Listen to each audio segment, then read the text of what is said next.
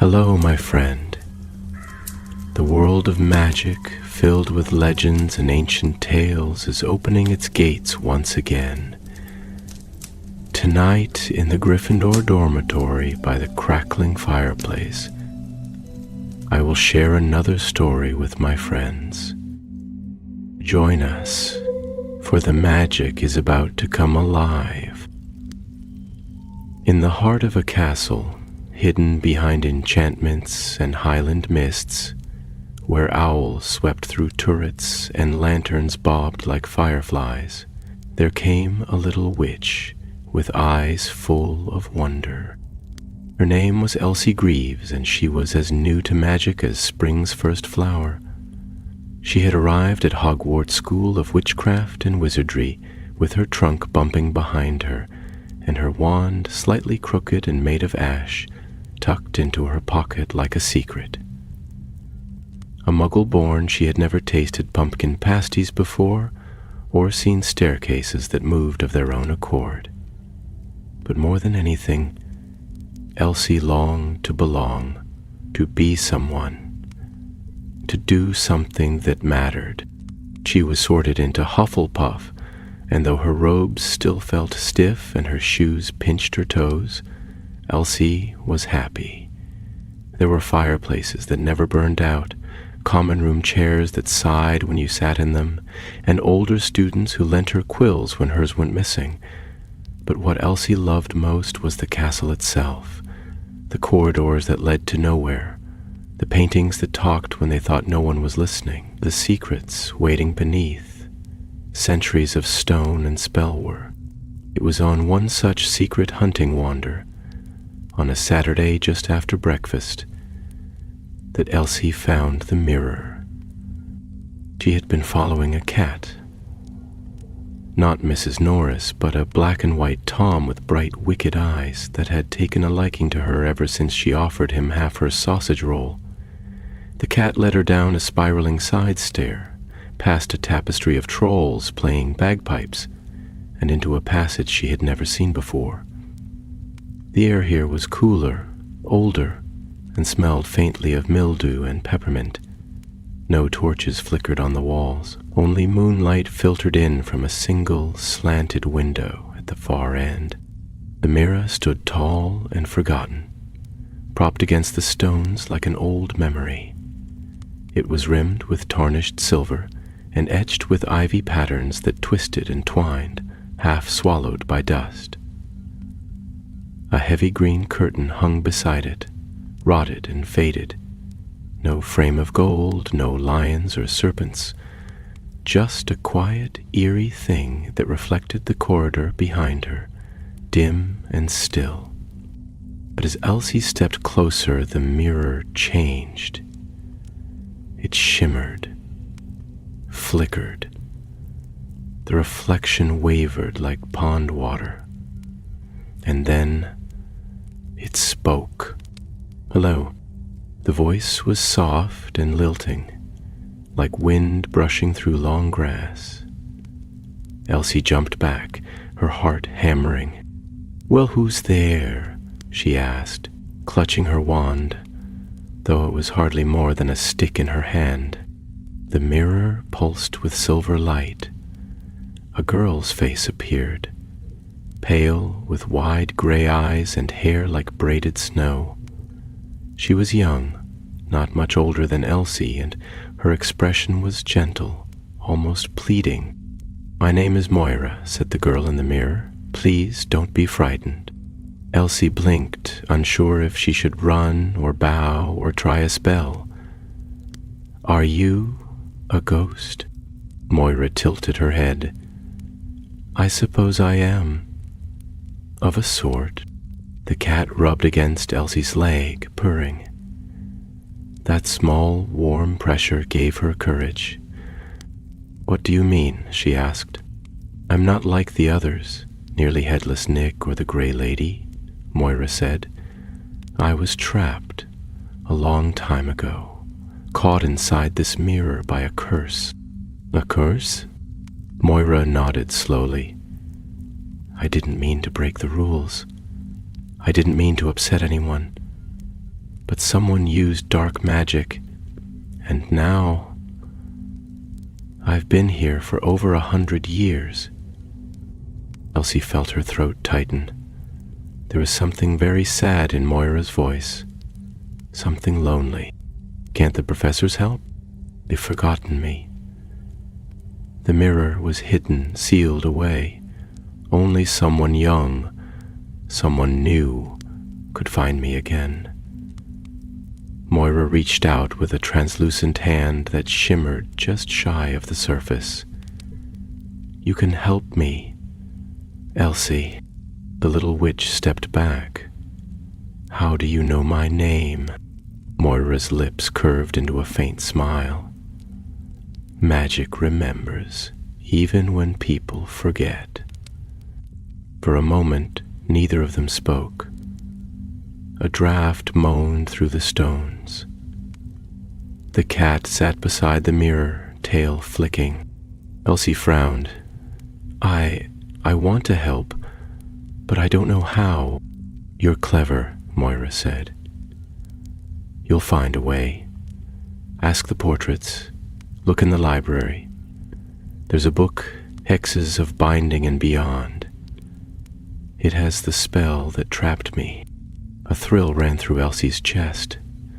Excitement, fear, wonder all tangled together. All right, she whispered.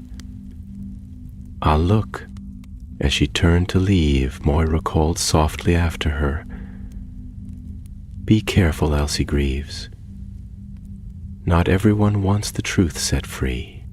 That night, Elsie lay awake beneath her patchwork Hufflepuff quilt, staring at the ceiling, charmed to reflect the stars outside. The cat was nowhere to be seen, and the mirror's voice still echoed in her ears. A ghost in the mirror, a spell from the past, and a girl who might be more than she seemed. Elsie didn't know what she had stumbled into, but she was going to find out. No matter what. The next morning dawned gray and low, with clouds slouched heavily over the hills beyond the lake. The great hall was quieter than usual, as if even the chatter of breakfast could not quite push back the chill that hung in the air. Elsie Greaves sat at the Hufflepuff table with a plate of scrambled eggs, untouched, before her. A copy of the Standard Book of Spells, Grade 1, open in her lap. Though she hadn't turned the page in 10 minutes, Moira's voice still echoed in her mind. You can help me, Elsie. The words had lingered like a charm gone half-cast, unsettling and whisper-thin. She glanced around at the other tables. The Ravenclaws were poring over books, as always, and the Gryffindors looked half asleep over their porridge bowls. Professor Sprout passed behind her, greeting students with her usual muddy-laced cheer, and Elsie straightened quickly, sliding the book under the table. She didn't know why she felt like hiding it, only that the ghost in the mirror had asked her to be cautious, and something about it all made her heart beat faster in her chest. After breakfast, she slipped away before her first class. She had herbology at 9, but there was time, for barely, to visit the library. If Hexes of Binding and Beyond existed, it would be there. The Hogwarts library was a forest of shelves and shadows, the high windows casting long beams of golden light across ancient tomes and whispering students. Elsie had always found comfort in its stillness, but today her feet felt too loud against the floor, every creak of wood and flutter of pages reminding her she wasn't meant to be here yet. She tiptoed past the charms section and into the restricted section, not through the main aisle, of course, but through a narrow gap between shelves where an old suit of armor stood crooked and unloved. It was only a trick of dust and arrangement, but if one knew where to duck and when to hold their breath, the barrier could be slipped. Elsie had discovered it by accident during her second week and had kept it a secret ever since. Inside, the air was different, denser, as if weighed down by centuries of knowledge and the remnants of spells long unspoken. The books here whispered in their sleep. Some growled softly. A few gave off a faint scent of brimstone or rose petals. She ran her fingers along the spines, searching. Titles leapt out at her. The Curses That Endured, Whispers from the Wandless, a compendium of unbreakable oaths. Her eyes landed at last on a narrow black volume, the silver lettering faded to gray. Hexes of Binding and Beyond. It was thinner than she expected. She slid it out gently, careful not to rouse the other books. The cover tingled beneath her fingers, as though some charm still clung to the leather. Settling onto a low stool between the shelves, she opened it. The first few pages were ordinary enough. An introduction on the ethical use of restraining hexes, warnings about misuse, a diagram of wand movement. But then she reached a page halfway through, where the ink darkened and the handwriting changed. The script was older, jagged in places, with notations in the margins. One spell was circled heavily, the ink scorched a little into the page. The title read, Vinculum Specularis. Elsie traced the words with her fingertip. Mirror binding. According to the page, it was a rare and dangerous form of magical imprisonment, used to trap spirits within reflective surfaces, most commonly cast by those fearing betrayal or retribution. The spell was known to preserve the subject's consciousness while locking them outside time, unable to age, unable to pass on. In theory, it could be reversed, but the counterspell required ingredients not commonly found in a student's cupboard: moonstone dust, a silver thread wand, and, most disturbingly, truth freely given. She closed the book slowly, her heart thudding. The pieces were coming together, but they raised more questions than they answered. Who had bound Moira in the mirror? Why? And why had she been forgotten for so long? The bell rang distantly through the stone walls. Elsie stood, tucking the book under her robes, and retraced her steps with careful haste. As she passed the history section, she caught sight of a painting hanging crooked on the wall above. A group of witches and wizards standing solemnly beneath a silver tapestry. A plaque beneath it read, Faculty of Hogwarts, 1883. The face at the far right made her stop. The girl in the painting had pale braided hair and a pointed chin. Moira. Elsie didn't linger. Her thoughts swirled as she darted back through the secret path, barely making it out before Madame Pince rounded the corner, muttering about loose pages and wretched children with jam-sticky hands. She made it to herbology, breathless and mud-stained from a detour through the courtyard. Professor Sprout gave her a mildly suspicious look, but said nothing as she handed Elsie a pair of dragon-hide gloves and pointed toward the Snargaluff pods. Elsie moved through the class like a ghost herself, her hands doing what they were told while her mind spun with mirror-bound spirits and old curses. She couldn't shake the image of that girl, Moira, trapped behind silver glass for over a century. That evening, when the castle had quieted and the fire in the Hufflepuff common room burned low, Elsie slipped away again. The black and white cat met her at the top of the staircase, tail twitching as if it had known she would return. They descended together into the forgotten corridor, the torch sconces cold and empty, the air holding its breath. The mirror was waiting. Moira appeared the moment Elsie stepped near, her face lighting up.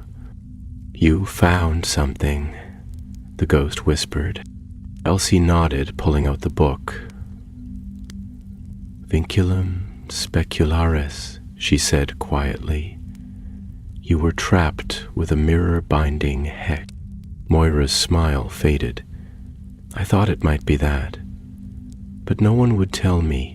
No one would look." Elsie hesitated. "Why? Why did someone cast it on you?" There was a pause, long enough that Elsie could hear her own heartbeat. "I uncovered something," Moira said finally. "Something I shouldn't have seen, secrets hidden by powerful people. I tried to speak out, and they silenced me. I was only 14, Elsie swallowed. "That's awful." The mirror flickered, Moira's image trembling for a moment like a disturbed reflection. "Elsie, you must understand. If you break the spell, you must do it completely. There can be no half attempts. If you begin and fail, I may be lost forever." Elsie's grip tightened on the book. "I'll do it properly," she said. "I promise." Moira leaned forward, her face just behind the glass. "Then hurry, little witch, before someone notices, before they come for you too." And for the first time, Elsie saw something else flicker behind Moira's eyes. Not fear, not sorrow, something colder, sharper. But it vanished before she could place it. She left the corridor with the spell pressed to her heart and 1,000 questions in her mind. The adventure had begun.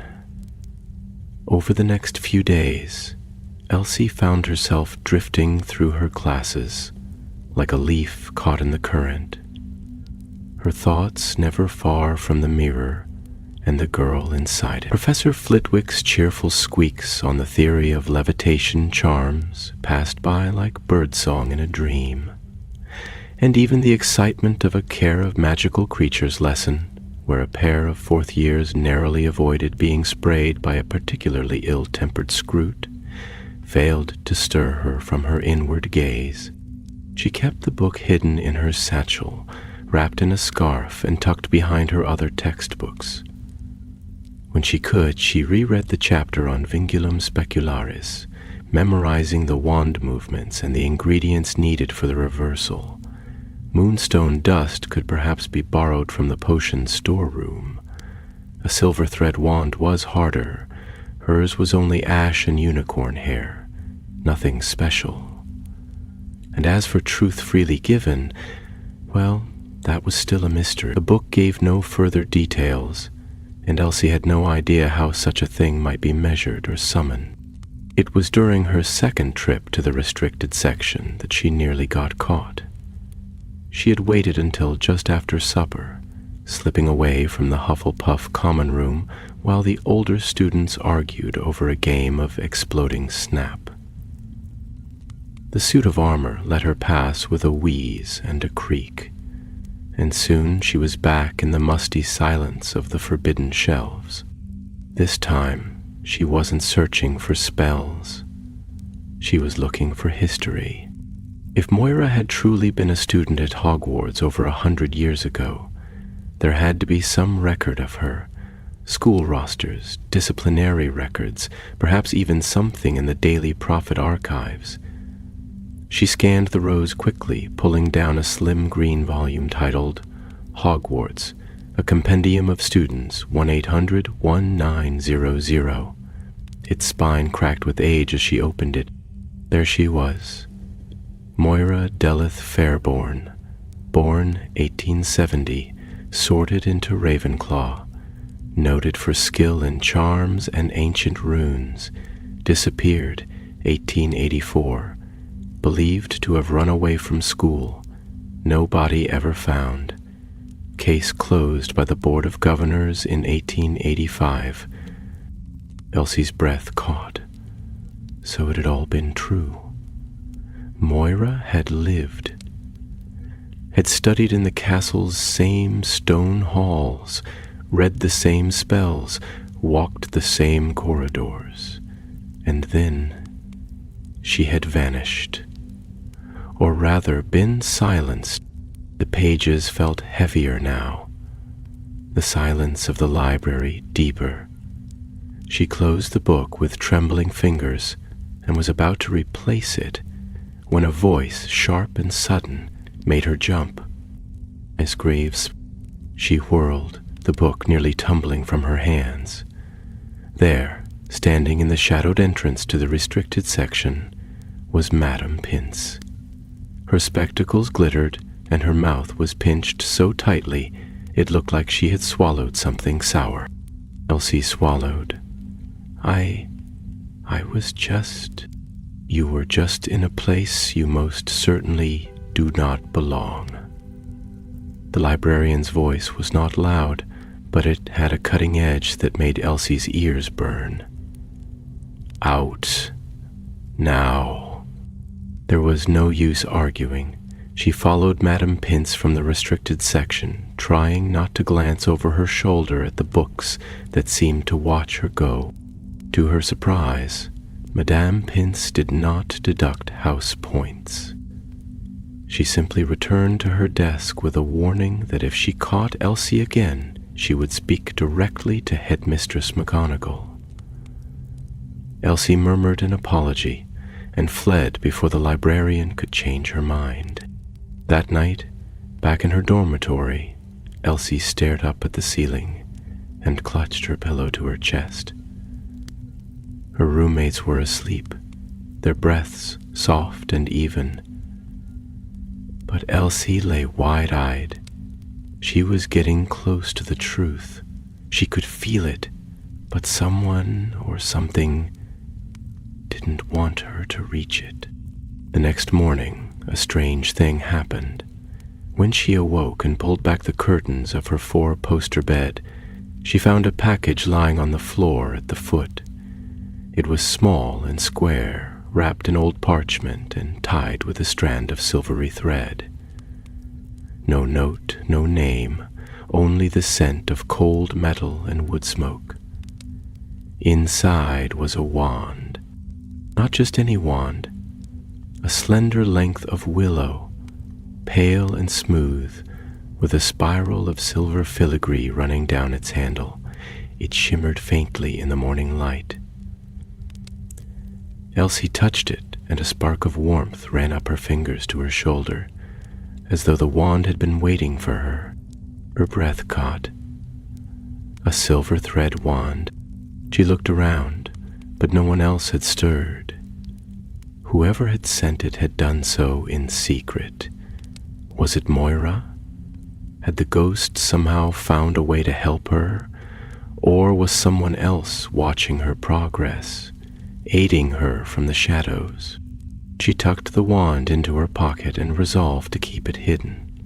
If Madame Pince was already suspicious, she couldn't afford to give anyone more reason to question her. After classes that day, she made one last stop, Professor Binns. The ghostly history of magic teacher was a fixture of Hogwarts, drifting through lessons with all the passion of a half-stirred porridge pot. But Elsie had a feeling that if anyone knew about a ghost bound to a mirror, it would be him. She waited until the end of class, letting the other students shuffle out with their notes and yawns, then approached the front of the room. "Professor Binns," she said politely. The ghost looked up from his notes, his transparent form flickering slightly. "Miss Greaves, is it?" "Yes, sir." "I was wondering if you knew anything about a student named Moira Fairborn, from the late 1800s. Binns blinked slowly. "Fairborn. Ravenclaw, I believe. Gifted in runes. Vanished. Sad business. Run away, they said. Of course, there were always rumors." What kind of rumors? Oh, that she uncovered something she ought not have, secrets buried in the castle's past. But that was all nonsense, of course, old stories, whispers. He waved a ghostly hand dismissively. Pay it no mind. But could someone really trap a spirit in a mirror? Vince froze for half a second longer than usual. Then, in a softer voice, he said, "It's not unheard of. Forbidden, of course, but magic is like the sea. It hides what it does not wish to be found." Elsie nodded slowly. "Thank you, Professor." She left the classroom with the weight of confirmation pressing down on her shoulders. The truth was no longer some fanciful tale. It was real. Moira had been trapped. And now, perhaps, she could be freed. But somewhere in the castle, someone else remembered too. And they were watching. Elsie's steps quickened as she made her way back toward the forgotten corridor. It was well past twilight, the castle steeped in that strange stillness that settled over the halls when most students were curled up near common room fires, and the professors had withdrawn to their studies. Outside the narrow windows, the wind teased the high turrets, and the clouds passed over the moon like a herd of silver sheep. She clutched the wand in her pocket, the silver filigree catching faintly on the wool of her robes. She hadn't dared use it yet, though the warmth it gave her palm was reassuring. Alive, almost. She had considered showing it to a teacher, perhaps even Professor Flitwick, but something inside her, whether instinct or warning, kept her quiet. This was no ordinary wand, and the secrecy surrounding its arrival had been no accident. When she reached the corridor where the mirror waited, the black and white cat was already there. It sat directly in front of the glass, tail curled around its paws, eyes gleaming like coins in the dark. It blinked slowly when it saw her, then turned to the mirror as if it had been guarding it in her absence. Moira appeared almost instantly.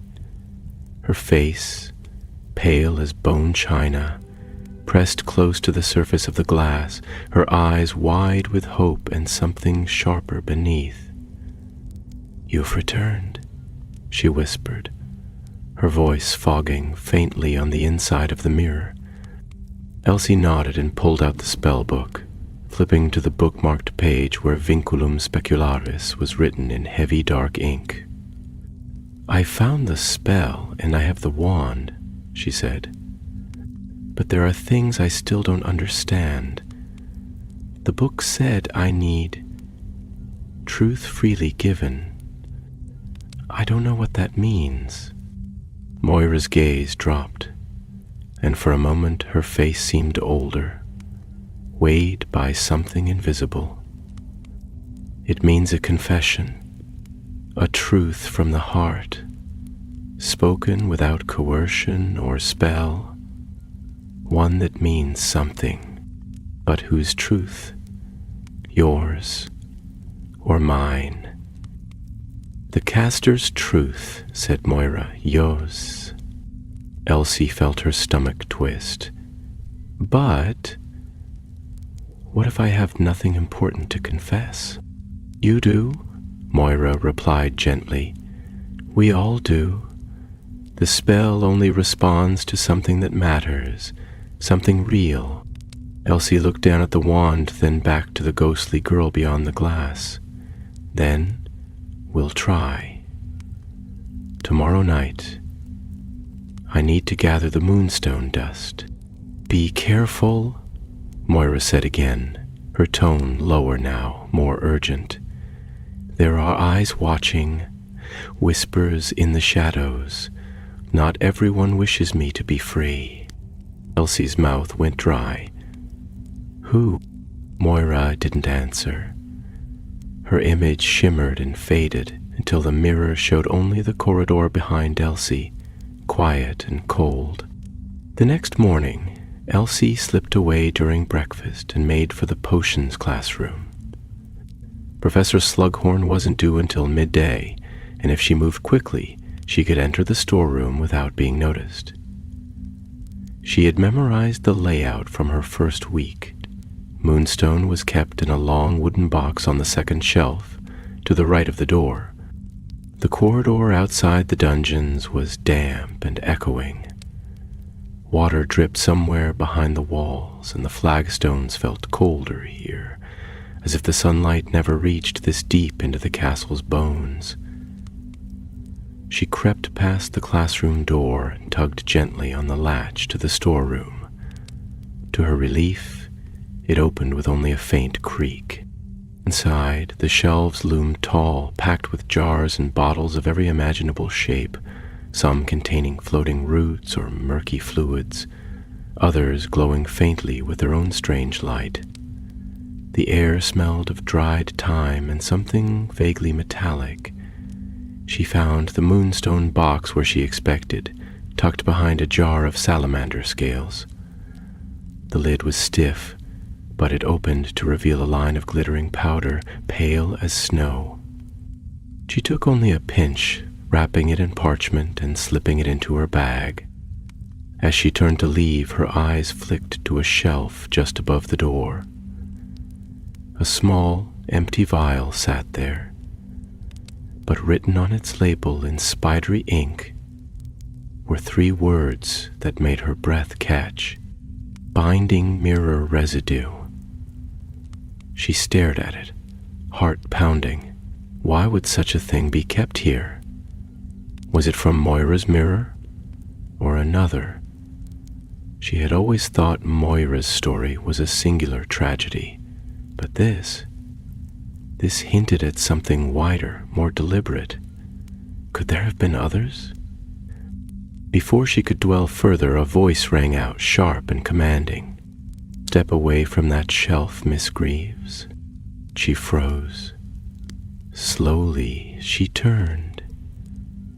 Professor Snatchley, a tall, hawk-nosed witch with a fondness for rules and a voice like cold steel, stood in the doorway. She taught magical theory and was known for sniffing out trouble the way a Kneasel sniffed out lies. Elsie lowered her hand. I was looking for moonstone dust for an extra credit project." The professor raised a skeptical brow. "Moonstone is not permitted without supervision, nor is entering the storeroom without express permission." "I'm sorry," Elsie mumbled. "I didn't mean to." "Return to your house at once, and consider this your final warning. The next time I catch you poking your nose where it doesn't belong, I shall write to your parents myself." Elsie nodded quickly, clutching her bag, and fled before Snatchley could question her further. Her hands were shaking by the time she reached the first floor, and the pinch of moonstone in her pocket felt like a weight of guilt and fear. That night, she stood once more before the mirror. Moira was waiting, her face pale in the dim light, her fingers pressed to the inside of the glass. "Do you have everything?" she asked. Elsie nodded. "The wand, the spell, the moonstone, but I still don't know what truth I'm meant to give." Moira's expression softened. "Think of the one thing you've never told anyone, the thing that scares you most to say aloud." Elsie hesitated. Then she stepped back, raised the silver thread wand, and began to speak the incantation. Her voice trembled, but the words rose like heat from a fire. As she reached the end of the spell, the mirror glowed softly, and the surface began to shimmer like water under moonlight. And then her voice faltered. The truth remained unsaid. Elsie closed her eyes took a breath, and spoke. I'm afraid I'll never be enough, that no matter how hard I try, I'll always be just the girl from the ordinary family, pretending to belong in a world that never wanted me. The words hung in the air like mist. Then the mirror flared, bright, blinding, and Moira reached out, her hand piercing the surface for the first time. But she did not step through.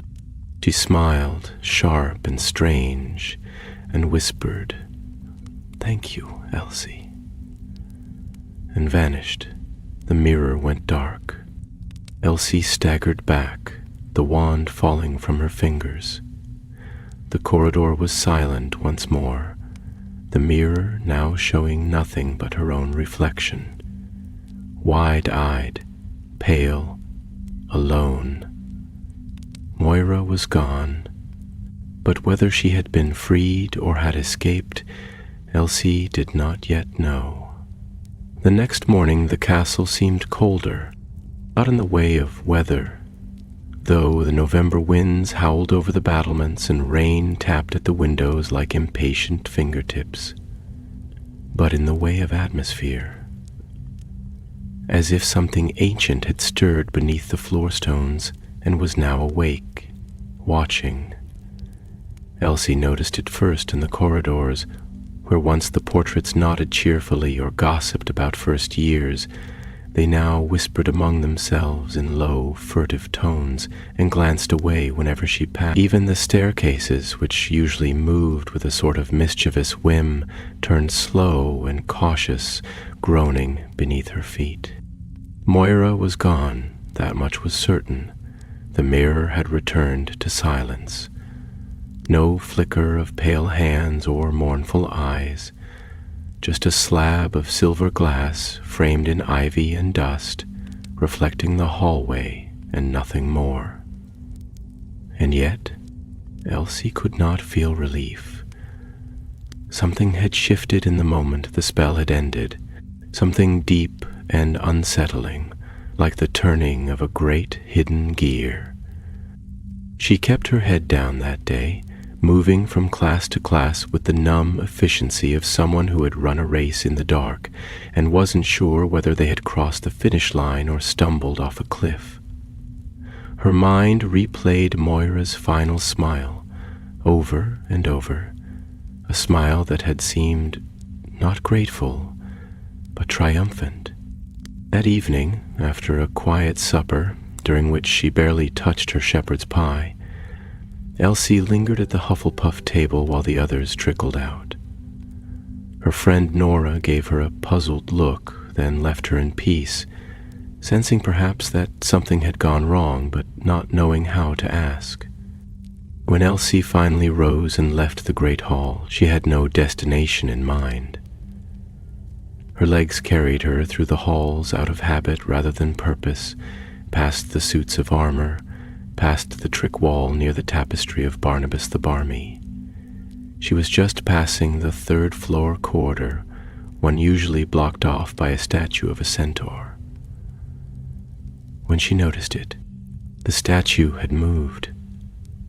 The great stone centaur, usually frozen mid-stride with a bow raised, now stood with its head turned, as though watching something down the darkened hall.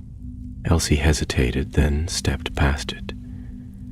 The corridor beyond was unfamiliar, not forgotten, but old, as though it had simply fallen out of use. The floor was uneven, the torches unlit. At the far end stood a door, oak and iron bound, half open. Inside was a small room, a study, perhaps, or a classroom from another era. Shelves lined the walls, empty of books but thick with dust. A desk stood at the center, its drawers pulled halfway open, parchment spilling across its surface. But it was the painting above the desk that drew her breath. Moira, not as a ghost, nor even as a student, but seated in a high-backed chair, robed in dark blue, her hair braided in silver cords, her expression calm and commanding. The placard beneath read, Moira Fairborn, Department of Enchantments, 18891902. Elsie stepped closer, heart pounding. The dates didn't make sense. Moira had disappeared in 1884, according to the library records. How could she have held a position in the ministry just 5 years later? The painted Moira turned her head, slowly, and looked directly at her. Elsie gasped. The eyes were the same, cold and clever. But the warmth, the vulnerability she had seen in the mirror, was gone, replaced by something harder, something ancient. You set me free, the painting said softly, as I knew you would. Elsie backed away. You said you were trapped, that they cursed you. I was. Moira's voice echoed faintly, not just from the painting but from the very stones of the room. But not by cruel teachers or jealous peers.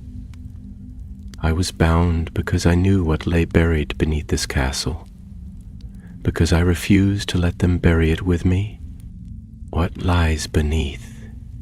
Elsie asked, her voice barely more than a whisper. Moira's painted smile widened. Hogwarts has always guarded secrets, child. But not all of them are its own. Some were brought here long ago, by founders who had no right to wield them. You tricked me, Elsie said, stepping back until her heel knocked against the desk. You used me to escape.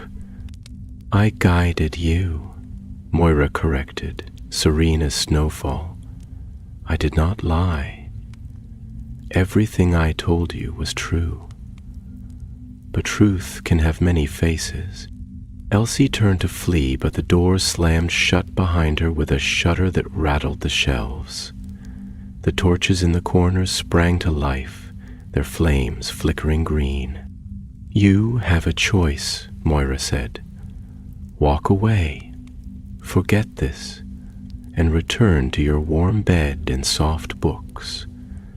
Or help me restore what was lost, before the old magic rises again and devours those too foolish to understand it. Elsie stood frozen, her thoughts spinning. Everything she had done, the rule-breaking, the stolen spellbook, the confession whispered to the mirror, it had all led to this. But what was this? Some hidden war? A buried truth? Or something worse? She forced herself to speak. Why me? Because you are curious, Moira said. Because you ask questions others won't. And because, like me, you don't quite belong. Elsie felt the words strike deep. They were true, and yet they frightened her. I need time, she said finally, to think. Moira inclined her head.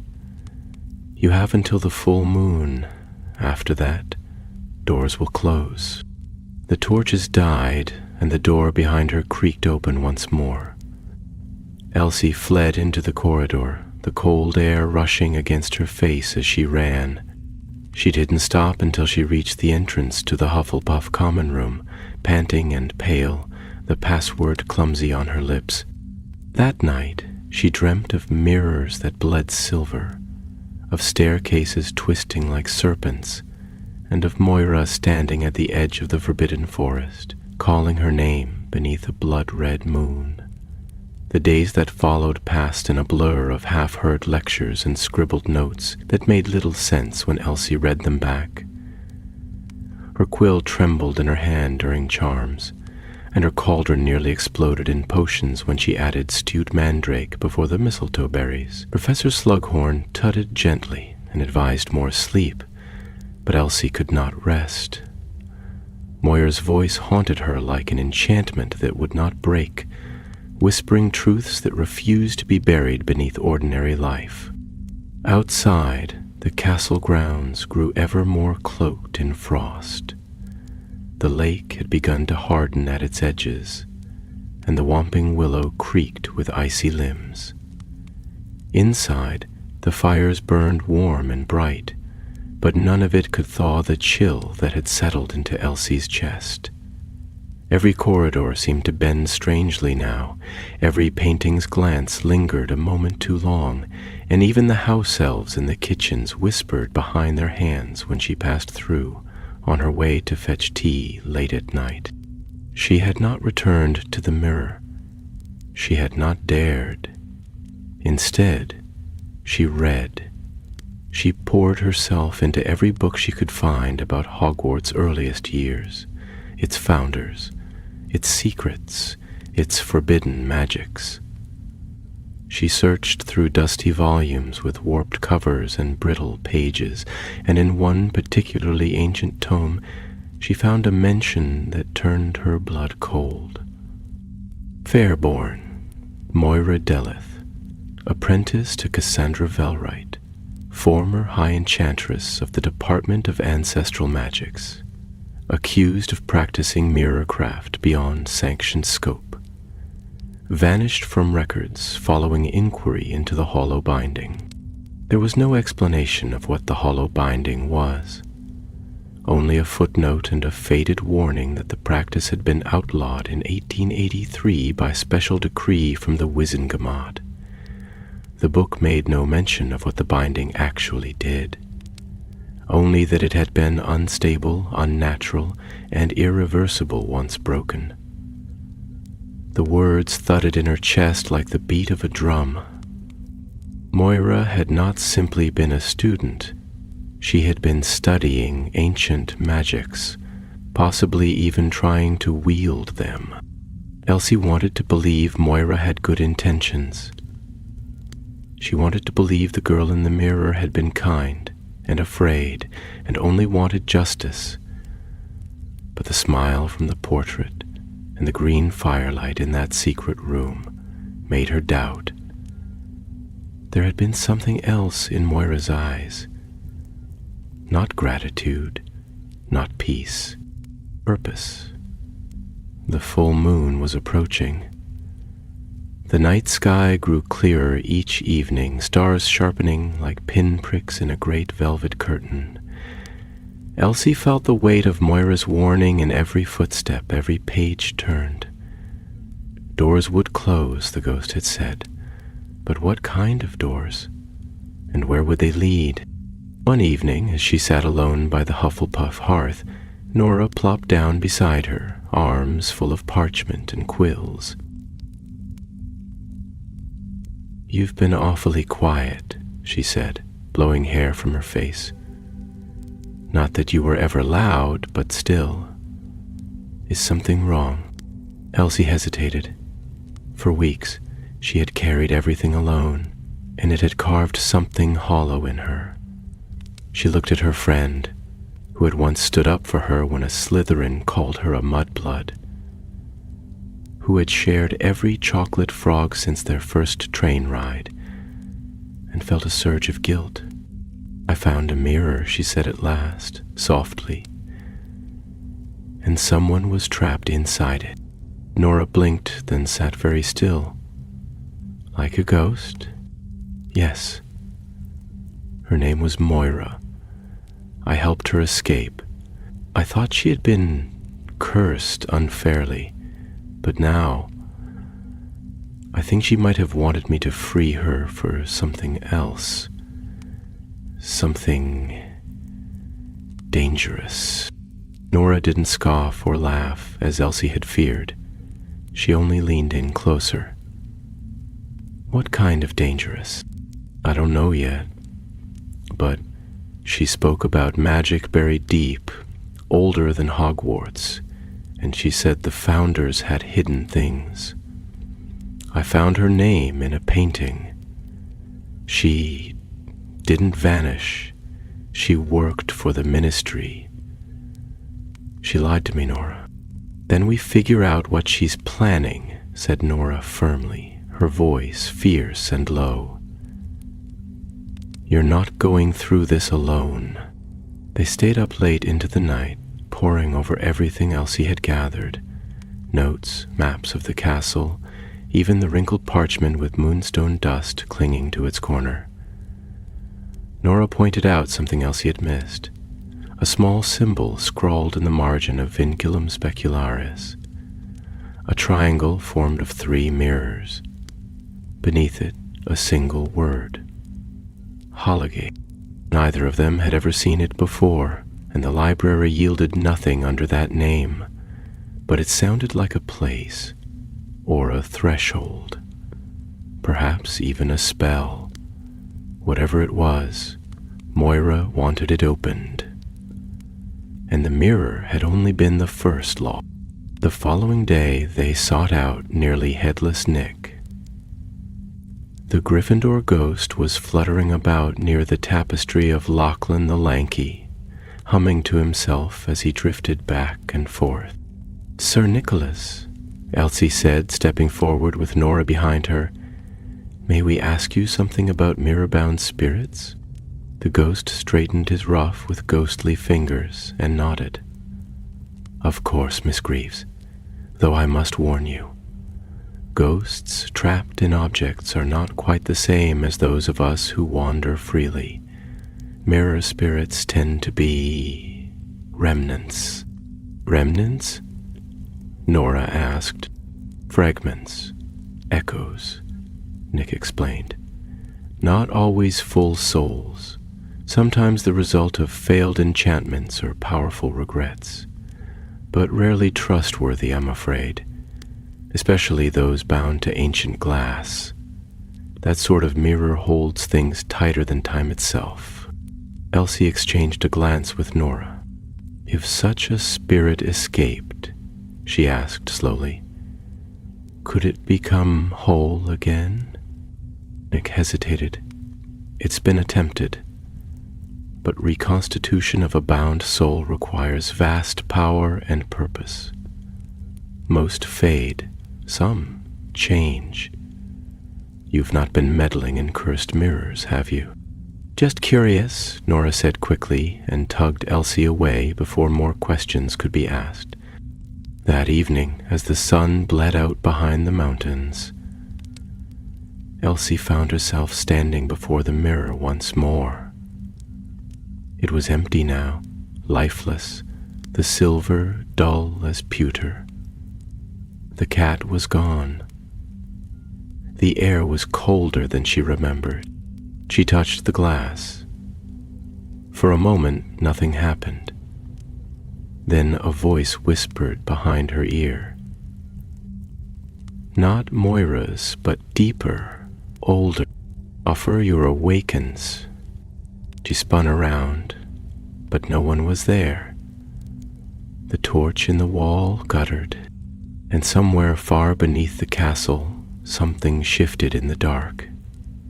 In the early hours of the next morning, before the sun had properly climbed over the Scottish hills and the frost still clung to the windows in delicate webs, Elsie sat at the long Hufflepuff table with a single piece of parchment before her.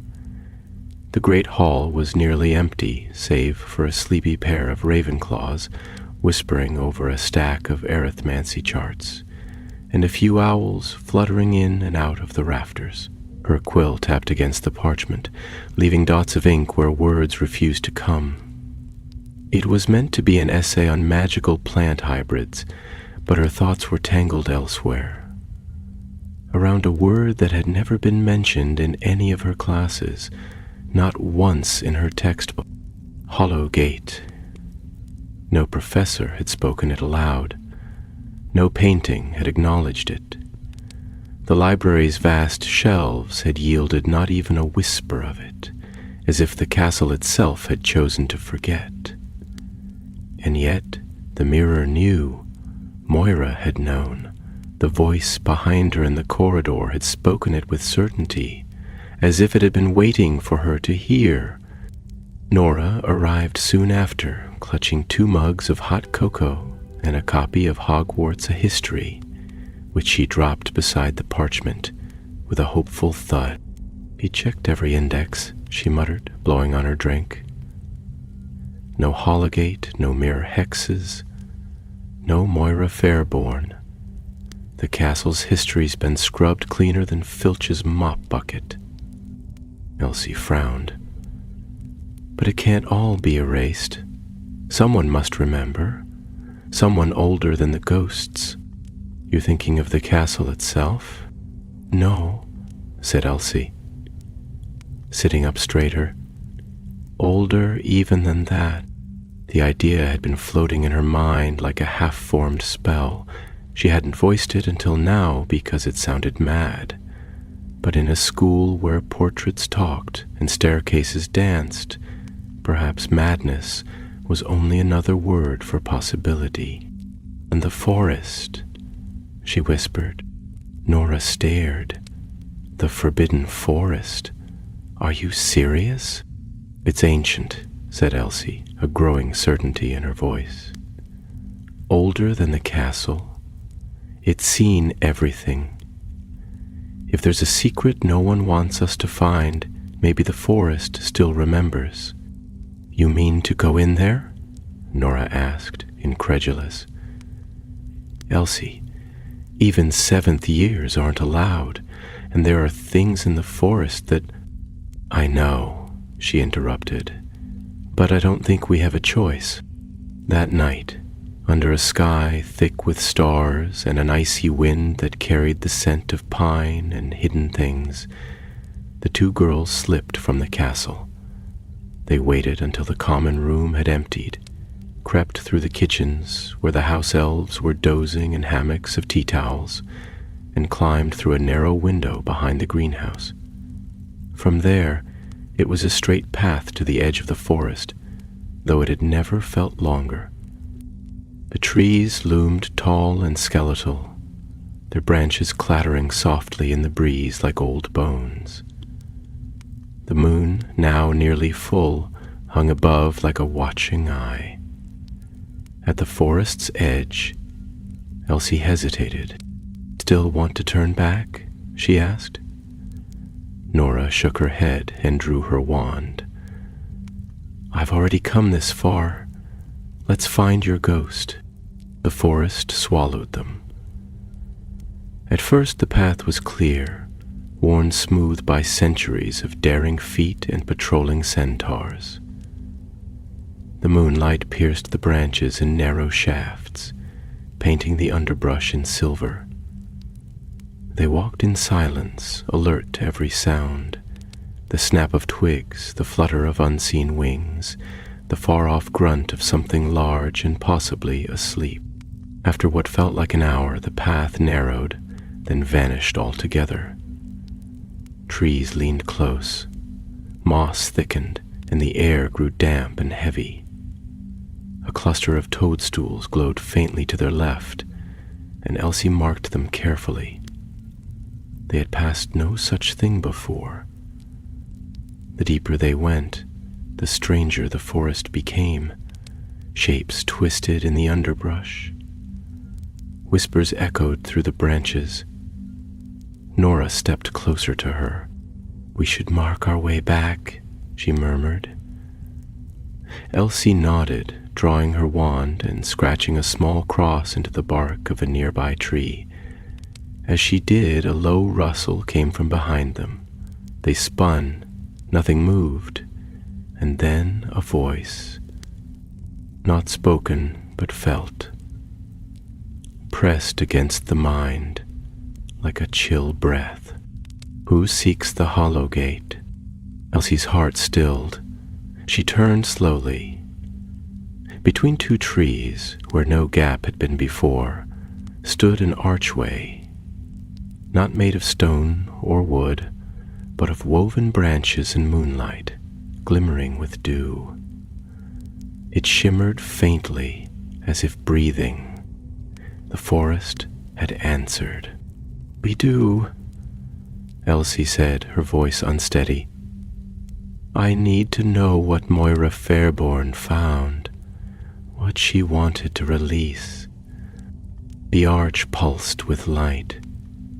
Beyond it, the darkness was deeper, more silent than the rest of the forest. Nora reached for her hand. "Are you sure?" "No," Elsie whispered. "But we've come this far." Together they stepped through. At once the air changed. The sound of the wind vanished. The trees bent outward, forming a clearing bathed in a silver glow. At its center stood a stone plinth, cracked and overgrown with ivy. Resting upon it was a mirror, not Moira's but older. Its surface was dulled, its frame inscribed with runes that pulsed faintly with green light. The symbol from Elsie's spell book, 3 mirrors forming a triangle, was etched at the top, the hollow gate. Nora stepped back. "This is what she wanted you to find." Elsie moved toward it, the ground soft beneath her feet. She reached out. The mirror's surface rippled like disturbed water. And then it spoke. Not in a single voice, but in many, layered, distant, and terrible. You opened one gate. Now the others stir. One truth has been given. 2 remain. Elsie drew her hand back, her pulse roaring in her ears. "What does it mean?" she breathed. "I don't know," said Nora, eyes wide. "But this wasn't meant to be found." And somewhere behind them, from the arch through which they had come, footsteps approached, not heavy but deliberate. A figure moved between the trees. Moira. Not in ghostly form, not a shadow on the glass, but in the flesh, her eyes alight with something fierce and ancient. "I knew you'd come," she said, stepping into the clearing. "And now the hollow gate is open." The mirror blazed, and the forest held its breath. Moira stepped into the circle of silver light as though it belonged to her.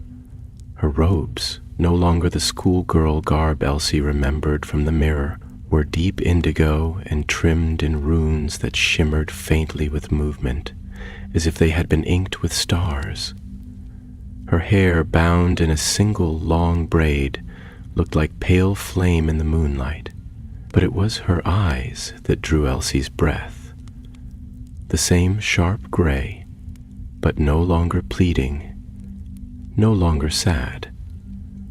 They were steady, cold, and ancient, the gaze of someone who had waited far too long to be underestimated again. "You're real," Elsie whispered, her wand slipping slightly in her fingers. "You're alive." "In a manner of speaking," said Moira, her voice clear and melodic, cutting through the stillness like a blade through silk. "The mirror did not bind my body. It sealed a part of me, a fragment too dangerous to be left wandering the world. But now, thanks to you, I am whole." Nora moved between Elsie and the plinth, wand raised. "You used her. You lied." "I never lied," Moira said calmly. "I told her what she needed to know, that I was trapped, that I had been forgotten, that I needed help, and help she gave me. You said you were cursed for uncovering secrets," Elsie said, struggling to keep the tremble from her voice. "But you didn't tell me you were the one who cast the first binding." Moira's smile did not falter. "Would you have helped me if I had?" "I don't know," Elsie said honestly. The older witch tilted her head. "Then perhaps it's best that I left that part out. Not every story reveals its true ending at the beginning, Elsie grieves. You, of all people, should understand that. Nora took a step forward. What do you want? Why bring us here? Because the Hologate cannot be opened by me alone, Moira replied. It requires three truths given freely, 3 hearts unclouded by the politics of power. When I was sealed, I gave the first. You, Elsie, have given the second. Elsie's thoughts spun. Then who gives the third? Moira's smile widened, though there was no warmth in it. You will. We already gave ours, said Nora, her wand still level. You can't force us to say anything else. I don't need to force you, Moira replied. The Hologate does that for me. It calls out to the unspoken, to the buried truths that fester in silence. You will speak because you must. The mirror behind them began to hum, a low, resonant note that seemed to vibrate beneath the soil and stir the roots of the forest. Light danced across its surface and the runes around the frame glowed brighter, the symbol at the top pulsing like a heartbeat. Elsie felt something tighten in her chest, a pressure, not physical, but emotional, as though her thoughts were being turned outward, her memories laid bare for the wind to read. She glanced at Nora and saw the other girl's eyes widen in panic. Nora, she said quickly, reaching out. Don't listen to her. We can fight this. We can turn back. But Nora was shaking now, her lips parted, her eyes locked on the mirror. Never told anyone, she whispered. Not even my mom. I said I wanted to come to Hogwarts, but I was afraid I'd fail. Afraid I'd be nothing but worse. I was afraid of magic, afraid it would change me into someone I didn't recognize. The mirror flared white, and a strand of light rose from Nora's chest, winding like smoke toward the arch of the gate. Elsie cried out, but Moira only nodded. The third truth, given freely. You tricked her, Elsie shouted. Moira's tone remained smooth. She spoke what was already there. I did not pull it from her. The Hologate only reflects what the heart conceals. The runes blazed in unison, and the air grew hot. The forest seemed to bend inward, drawn toward the clearing. Trees leaned, shadows deepened, and above them the sky darkened unnaturally as clouds rushed in from every direction. Elsie gripped her wand tightly, her voice rising. You said the gate was sealed to keep something hidden. What is it? What are you trying to bring back? Not something, said Moira. Someone.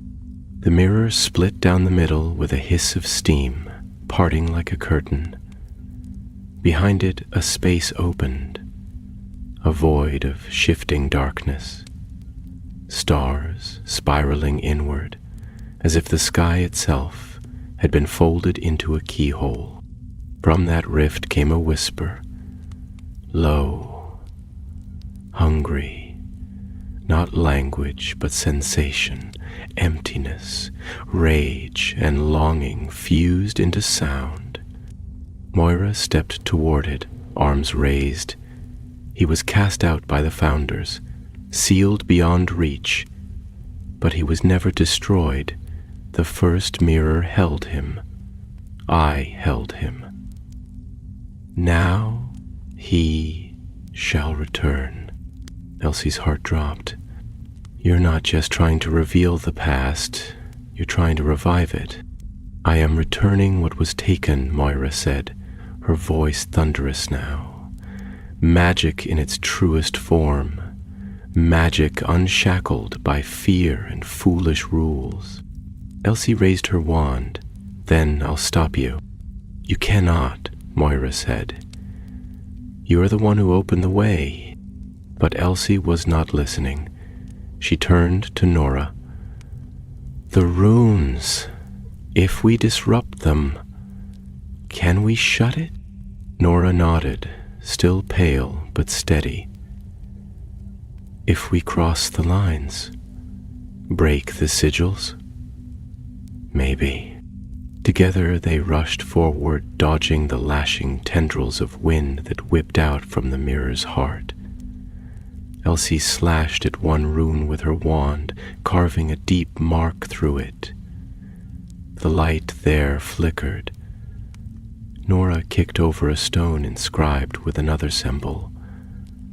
A howl rang through the clearing. Moira's face twisted. "Stop. You don't understand what you're destroying." Elsie turned, her voice fierce. "No, but I understand what we're saving." With a final surge, they broke the third rune. The light collapsed, the mirror shrieked, and the hollow gate shattered inward, the void folding upon itself with a thunderous crack. The runes burned out, the arch dissolved. The clearing fell silent once more, and the stars blinked back into place.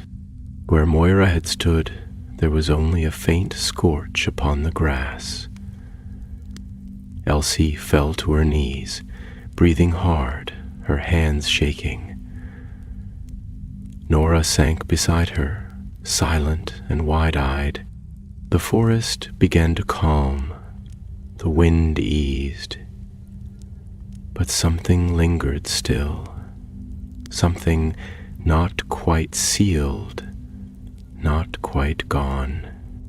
Elsie looked at the place where the mirror had stood and whispered, "What have we started?" They returned to the castle just before dawn, silent save for the rustle of leaves clinging to their robes and the soft crunch of frost underfoot. The forbidden forest stood behind them, gray and unmoving, but Elsie could feel it still watching, as if the trees themselves bore witness to what had transpired. The night had not erased the scars they carried back with them, nor the questions that now followed like invisible shadows. Back within the walls of Hogwarts, everything appeared as it had the day before. The same banners fluttering high above the great hall, the same clusters of students murmuring over breakfast, the same long corridors echoing with distant footfalls. But to Elsie, the world now felt tilted, off balance, as though she had walked through a mirror and returned to find the reflection imperfect. She and Nora said little as they separated, each vanishing into the wash of ordinary life. Lessons passed in a haze. Elsie could scarcely recall what was taught in Transfiguration, or whether she had eaten at all that day. When Professor McGonagall called on her during History of Magic, and she failed to answer, even Professor Binns raised a ghostly brow in mild concern. It wasn't until evening fell that the unease began to sharpen. The first sign came from the portraits. Elsie noticed it as she passed a frame depicting a sleepy wizard in moss-stained robes who normally snored softly behind a puff of pipe smoke. Tonight, the wizard was awake, staring not at her, but at the corridor beyond, his brows drawn low over his eyes. He said nothing, but when she turned to glance back at him, he swiftly pretended to be asleep. The next came in the common room. Elsie sat curled in a corner chair near the fireplace, a book open on her lap, but her eyes unmoving on the page. A cold draft stirred her hair, and she glanced up to find that the flames had dimmed, as if a sudden breath had passed over them. Across the room, a third-year Hufflepuff stood near the window, looking out into the dark. He wasn't blinking. He wasn't moving. When she called his name, he didn't respond. Then, without turning, he whispered, "It's coming." Elsie stood at once, heart thudding. "What did you say?" Silently, but he blinked, startled, and turned to her with confusion. "Sorry? Did you say something?"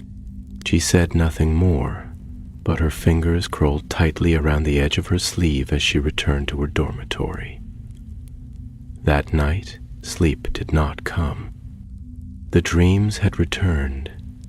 She stood once more in the forest, but this time the trees bled light, and the stars overhead were gone, replaced by swirling shadows. The mirror stood whole again, tall and unbroken, its surface gleaming like water in moonlight.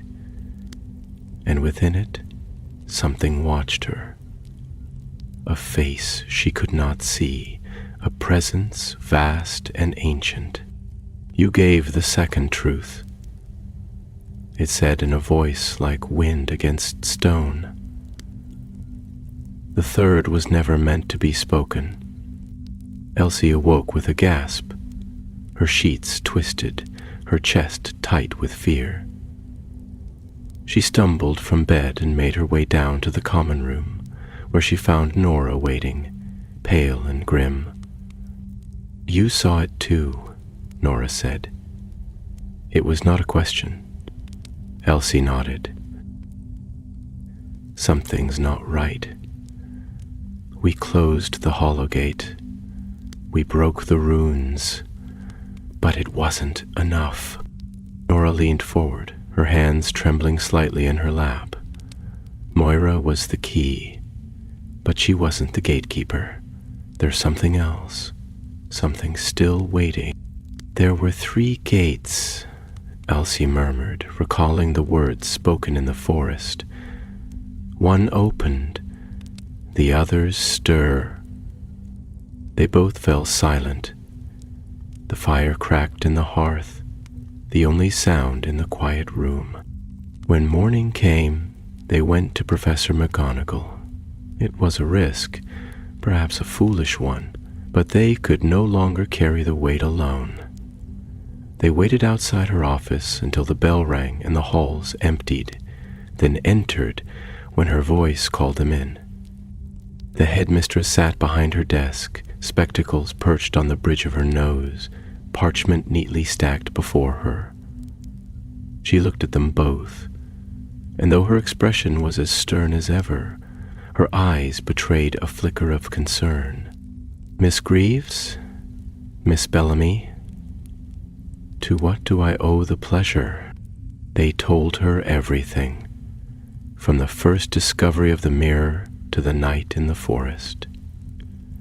They spoke of Moira, of the spell, of the hollow gate and the runes, of the truths they had given and the figure who had emerged. They left nothing out, not even the dreams. McGonagall listened in silence, her hands folded, her face unreadable. When they finished, she sat back slowly, her eyes distant. "There are tales," she said at last, her voice low, "that the founders of this school once sought to seal away not only dark magic, but ancient knowledge, powers from the age before wands, before spellbooks. Some say it was Salazar Slytherin who first discovered it. Others claim Rowena Ravenclaw foresaw its danger and worked with the others to bury it deep. But the truth was lost, or buried so well that even time forgot." "Moira found it," Elsie said, "or part of it." "Moira Fairborn was expelled," McGonagall said carefully, "for attempting to summon knowledge forbidden even in the deepest chambers of the Ministry. But until now, we believed her work had been destroyed. If what you say is true, her legacy may still linger, and that is troubling." Nora glanced at Elsie. "Can it be stopped?" "Perhaps," McGonagall replied, standing and moving to the tall window that looked out over the grounds. "But I fear the gate you closed was only the first. If the others awaken, if the hologate was but a fragment of something greater." She turned back to them, her expression grim.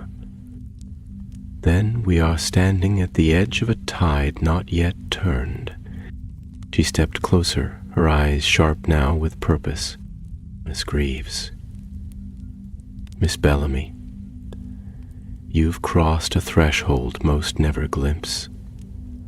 What lies ahead may ask more of you than you're ready to give. But if you are willing, I will help you prepare." Elsie looked at Nora, whose eyes were wide but steady. She turned back to the headmistress and nodded. "We're ready, and somewhere far beneath the castle, in stone halls untouched by torchlight, the second gate stirred. It began with whispers, not the sort that passed between students in dim corridors, nor the mutterings of paintings exchanging ancient gossip, but deeper, older whispers that stirred the very dust of the castle. At first, Elsie thought she imagined them, the flickers of sound brushing against her ear like gossamer threads. Yet day by day, the voices grew more persistent. Words came half-formed, in languages that sounded like spells gone wrong, or like names long buried. They echoed faintly through her books when she read late at night, and pulsed from the stone floor beneath her feet when she crossed certain thresholds. Nora heard them too, though she would not always admit it. Professor McGonagall kept her word. Under the guise of advanced magical tutelage, she instructed the girls in defensive enchantments far beyond their year. She taught them the subtle art of protective warding and how to bind loose magic before it could take root. Sometimes she summoned portraits of former headmasters who offered their counsel in tight-lipped tones, eyes shadowed by unease. Most had little to say of the Hologate. Even Phineas Nigellus Black, who had once served during one of the most turbulent decades in wizarding history, claimed to know only that it was better left unopened. Yet even in their reluctance, the portraits revealed something crucial. The Hologate had always been tied to the school itself. Not an external evil, but a secret born within Hogwarts' own walls. "Magic has memory," McGonagall said to them one night, her tone measured and grim. "Hogwarts remembers everything, even what we try to forget." Meanwhile, the castle was changing. In the second week after the mirror's destruction, strange phenomena began to ripple through its oldest wings. Suits of armor rearranged themselves without cause. Staircases refused to connect to certain floors, and classrooms shifted their positions overnight. Peeves, who normally delighted in such chaos, grew eerily quiet, gliding through the air with wary eyes and speaking only in riddles. "Walls whisper now," he said to Elsie once as she passed him by the trophy room. "Not like they used to. Something's stirring underneath. Hush, hush, and tip-to-ee, or you'll hear the bones sing." Even the ghosts grew restless. The Grey Lady would not linger in her usual corridor, and nearly Headless Nick had taken to following students at a distance, warning them away from certain stairwells with trembling gestures. Professor Binns became increasingly distracted, pausing during lectures as if listening to something no one else could hear, then continuing without explanation. One evening, while studying in the library, Nora found a book that had not been there the day before. It had no title and no catalog number, its binding stiff with age and its cover etched with the same symbol that had once adorned the Hologate mirror. 3 interlocked triangles, each enclosing an eye, Within were diagrams and notes in looping script, some half-faded and others freshly inscribed, as if the book were still being written. At the heart of its final chapter was a passage that chilled them both. When the hollow gate is opened, the second seal will break.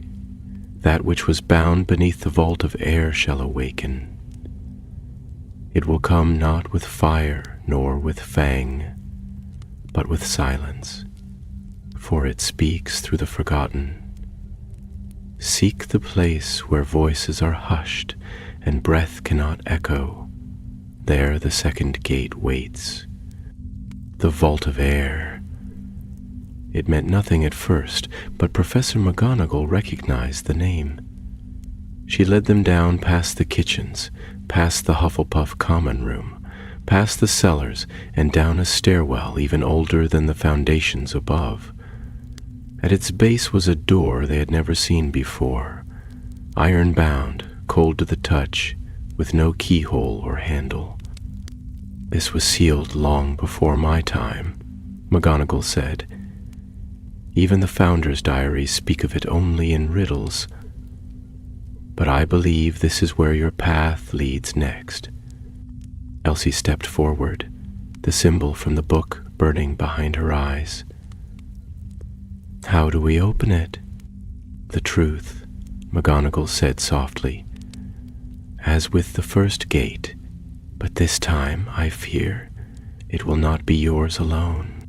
That night, Elsie dreamt of falling, down through empty air, through endless darkness, through layers of memory not her own. She saw a face, not Moira's, but older still, with silver eyes and runes etched into the skin like scars. She heard the whisper of ancient words, each one digging into her like needles. When she woke, she had scratched the symbol into her bedsheets without realizing it. The threads frayed beneath her fingertips. The next day they returned to the door. Nora stood with her, wand clenched tight, lips pale. Professor McGonagall remained a few steps behind, silent and watchful. Elsie raised her hand. The door responded to her touch. No explosion, no flash of light, only a deep, low breath, as though the castle itself had exhaled. The door swung inward. Beyond lay a room of stone and shadow, vast and circular, with no ceiling and no visible walls. The floor was a platform suspended over nothing, carved with the same interlocked symbol. At its center hovered a mirror, not a gate, but a lens, showing no reflection, only shifting memories from lives not lived. Voices rose from it, murmuring forgotten names and half-spoken truths. Elsie stepped forward. As she did, the air grew thick, and the platform beneath her trembled. A second voice rose, not Moira's, not the forest's, but one that echoed from the mirror itself. You open the first, you summon the second. What you awaken next will not be so kind. The platform began to crack. The room shook, and from the lens of forgotten memory, a shape emerged. Neither ghost nor shadow, but something in between, formed from silence and the weight of untold truths. The second gate had opened. The silence that followed was not empty. It was full, bloated and trembling with invisible weight like the stillness before a storm. The shape that rose from the mirror shimmered with the hue of ancient starlight, its edges uncertain, its form shifting with each blink of the eye. Elsie stood frozen at the center of the platform, her breath caught tight in her chest, as if the very air had thickened into glass. Nora, just behind her, gripped her wand with both hands, her knuckles white and her face pale.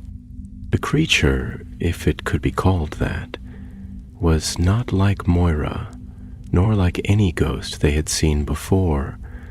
It had no eyes, yet it watched. No mouth, yet it spoke. The sound of its voice neither loud nor soft, but something that passed through the bones. You come with open heart and broken truth. The gate is answered. The hollow stirs. The platform trembled beneath them, thin cracks spreading from the base of the mirror in every direction like frost across glass. The shape began to glide forward, not walking but drifting, trailing motes of light behind it that vanished the instant they left its wake. Elsie took a step back and raised her wand, but the shape did not flinch, did not waver. It simply was. And in that existence it carried a weight heavier than centuries. "We didn't mean to open it," she said, her voice shaking. "We didn't understand what we were doing." The figure paused, its form pulsing once like the breath of a giant beast. Truth awakens truth. It matters not the will, only the weight. The second gate is memory. Memory given form becomes power. Forgotten things do not sleep forever. Behind them, Professor McGonagall stepped forward at last. Her robes swirled as she crossed the edge of the circle, her wand drawn, her face a mask of steel. "Enough," she said, and her voice rang through the hollow air like a bell. "You will not take these children. This place is under my protection." The shape turned to her, and for a heartbeat Elsie feared it would strike. But instead it lowered itself slightly, a gesture that might have been deference or acknowledgement. Not to take, to reveal. The vault of air is a wound, and you are the stitch. McGonagall did not lower her wand. "What do you mean?" But the shape gave no answer. It drifted to the edge of the platform and vanished into the mirror's glass, which shimmered once more before settling into stillness. The cracking platform held fast, the tremor fading, but the air remained heavy. Then, as though a switch had been thrown, the door behind them slammed shut. The runes along the edge of the room flared, and Elsie turned in alarm, but McGonagall reached out, placing a firm hand on her shoulder. "It's not attacking," the headmistress said. "It's awakening."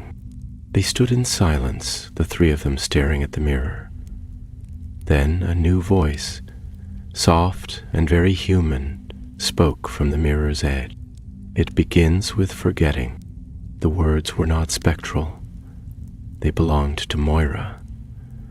The glass shimmered again, but this time not with light or shadow, with memory. A scene bloomed in the mirror. A young girl, not Elsie but Moira, standing in this very chamber, surrounded by 4 older witches and wizards. One held a wand aloft. Another gripped a book bound in red leather. Moira's face was tear-streaked, her hands clenched. "He is too young," said the woman with the book. "She is the only one who can hold it," said the wizard. "We sealed the first gate with a lie. This one requires a sacrifice of truth." Moira turned to them all and whispered, "I remember. I will never forget."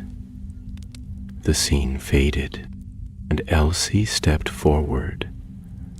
What did she mean? McGonagall's face was drawn.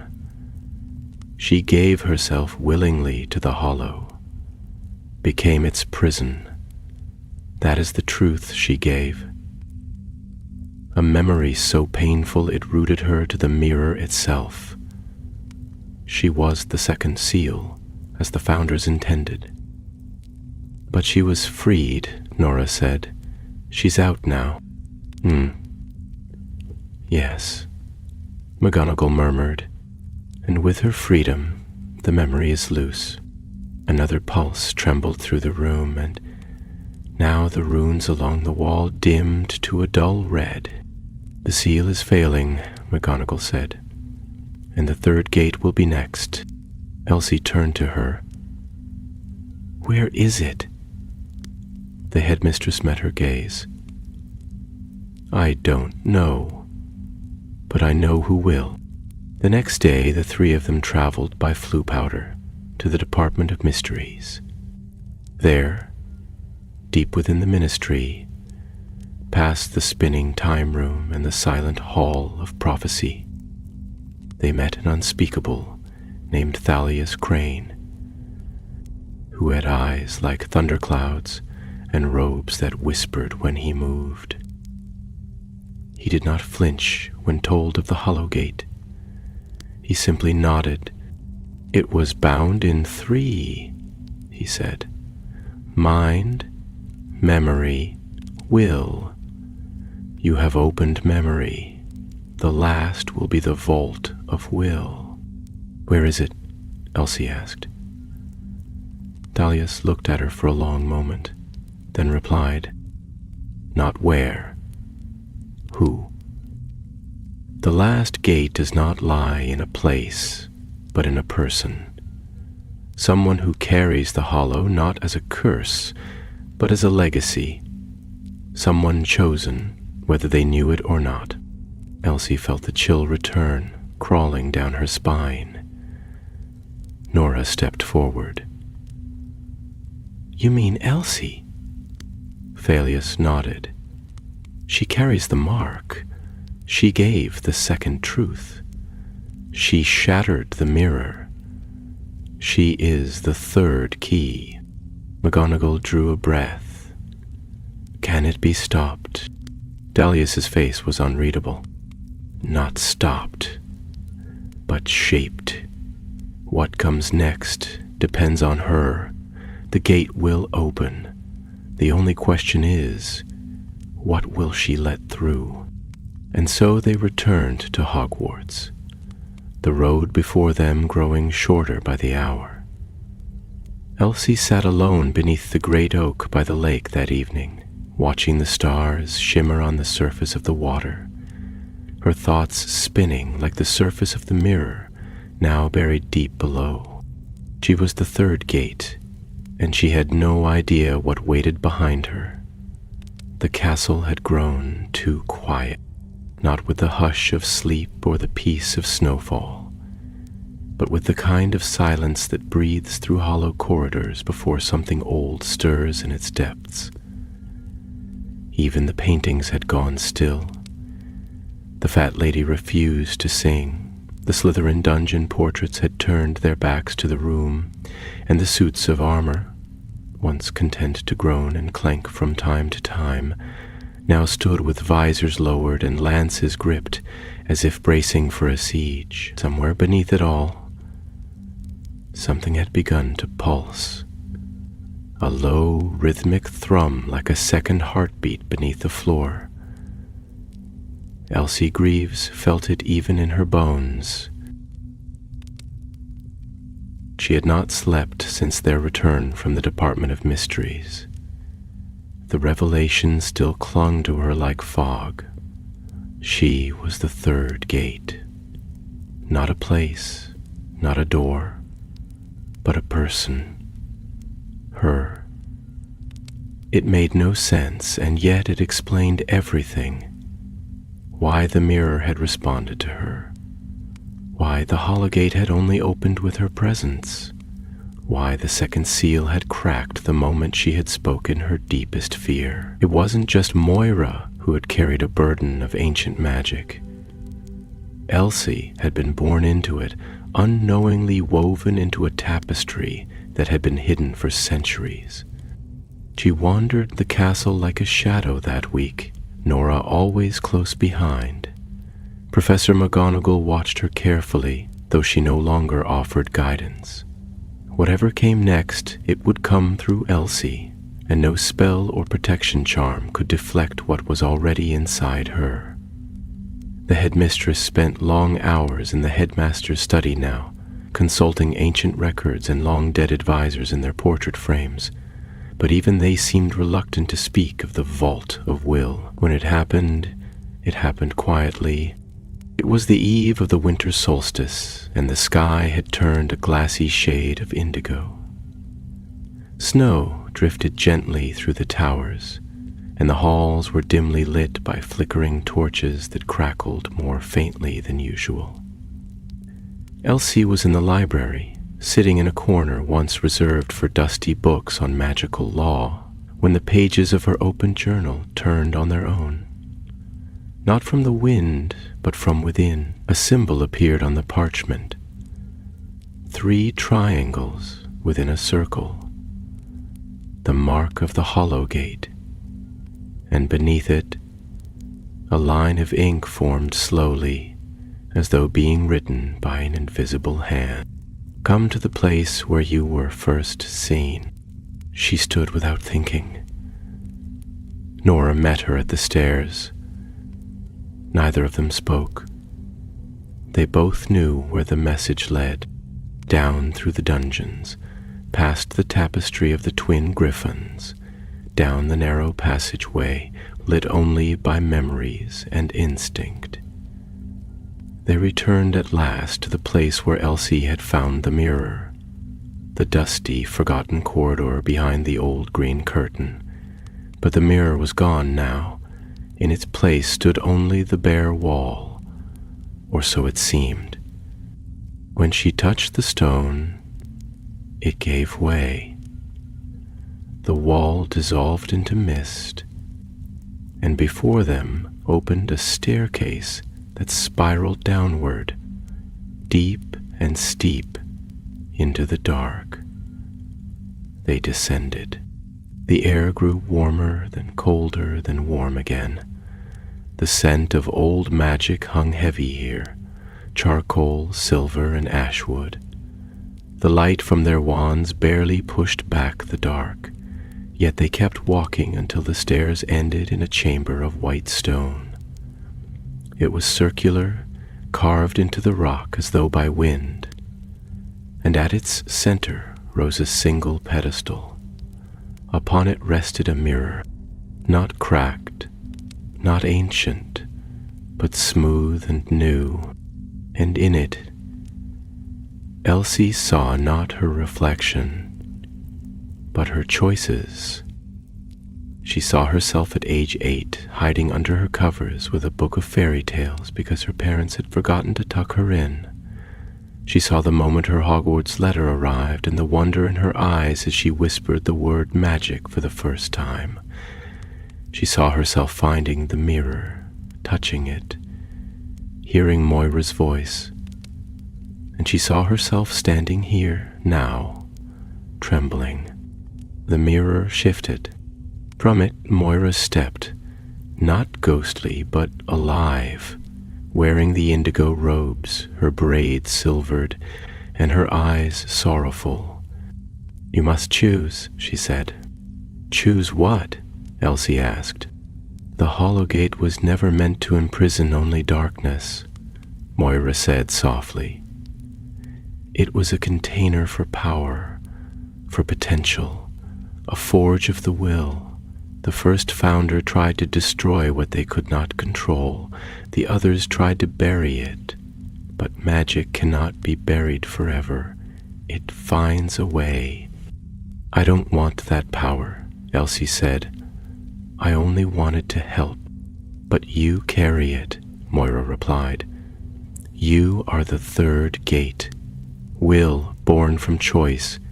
You can seal it forever, or you can open it fully. Let what was hidden be made known again. Let the magic rise." The chamber trembled faintly. The mirror pulsed. Nora stepped forward. "If she opens it, what happens to the rest of us?" Moira looked at her. "The world changes." Silence followed. Elsie stood with her hand on the edge of the pedestal, her heart pounding, her thoughts roaring. She could feel the magic now, not outside, but within, a storm waiting behind her ribs. And she understood finally what the vault of will meant. It was not a vault at all. It was a door made of choices. She closed her eyes, and she chose. "I will not open it," she said. "The world may need change, but not by force, not by old secrets. I choose to let it rest." The mirror flared gold. Moira's form dissolved into light, and the room began to fall away. Stone turned to mist, the pedestal crumbled, and Elsie felt herself lifted as though the castle itself embraced her, accepting the choice made. The magic turned aside. When she opened her eyes, she was in the corridor again. Nora beside her, the wall solid behind them. No sign of the mirror remained. Only quiet, only peace. In the days that followed, the castle calmed. The strange whispers faded. The paintings resumed their chatter. The suits of armor stood still once more. Even the ghosts, though watchful, no longer lingered in worry.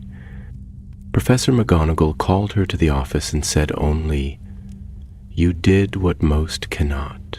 You chose restraint over power. That is a kind of magic few understand." And so, winter deepened. The snow fell. Christmas came. And Elsie Greaves, first-year witch, slept beneath the stars painted across the Hufflepuff dormitory ceiling. Her breath steady, her dreams no longer haunted by mirrors. But far beneath Hogwarts, where stone meets silence and the air forgets to stir, the hollow gate slept, waiting and listening.